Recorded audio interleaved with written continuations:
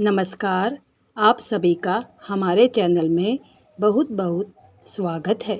जो मनुष्य विष्णु जी की पूजा अर्चना करते हैं उनकी 7 पीढ़ियों के पितरों को मोक्ष की प्राप्ति होती है। इंदिरा एकादशी की कथा सुनने और करने मात्र से ही हजारों वर्ष की तपस्या करने का शुभ फल प्राप्त होता है। इस व्रत को करने से कन्यादान और पुण्य की प्राप्ति होती है। श्री कृष्ण भगवान बोले, राजश्रेष्ठ अश्विन मास की कृष्ण पक्ष की एकादशी का नाम इंदिरा एकादशी है। इस एकादशी के व्रत को करने से समस्त पाप नष्ट हो जाते हैं तथा नरक में गए हुए पितरों का उद्धार होता है।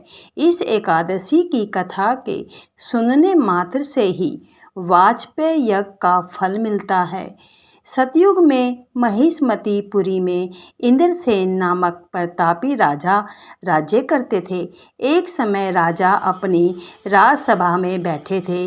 देव ऋषि नारद वहां आए। देव ऋषि नारद बोले, राजन, मैं आपकी धर्मपरायणता देखकर अत्यंत प्रसन्न हूँ।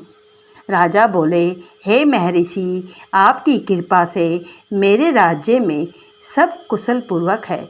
नारद जी बोले, राजन, मुझे एक आश्चर्य हो रहा है कि इस समय जब मैं ब्रह्मलोक से यमलोक को गया तो उस जगह यमराज की सभा के मध्य मैंने आपके पिताजी को बैठे देखा। आपके पिताजी महान ज्ञानी, दानी और धर्मात्मा थे। वे एकादशी को व्रत नष्ट हो जाने से यमलोक को चले गए। आपके पिताजी ने मुझसे आपके लिए एक समाचार भेजा है। यदि मेरा पुत्र इंद्रसेन अश्विन मास के कृष्ण पक्ष की इंदिरा एकादशी का व्रत करे और उस व्रत का फल मुझे दे दे तो मेरी मुक्ति हो जाएगी।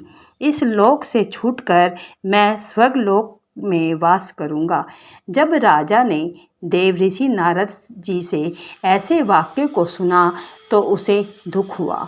वह इंदिरा एकादशी के व्रत की विधि पूछने लगा। नारद जी बोले, आप मुझे इस एकादशी के व्रत की विधि बतलाइए। मैं आज निराहार रहूँगा और समस्त भोगों को त्याग दूंगा। भोजन कल करूँगा। हे भगवान, आप मेरी रक्षा करने वाले हैं। आप मेरे व्रत को निभाइए। इस प्रकार आचरण करके दोपहर को शालिग्राम की मूर्ति का भोग लगाएं। भोजन में से कुछ हिस्से को गौ को दें। भगवान विष्णु की धूप दीप निवेद आदि से पूजन करें। रात्रि को जागरण करें। इसके उपरांत द्वादशी के दिन मौन होकर बंधु बांधवों सहित भोजन करें। राजन, यही इंदिरा एकादशी के व्रत की विधि है।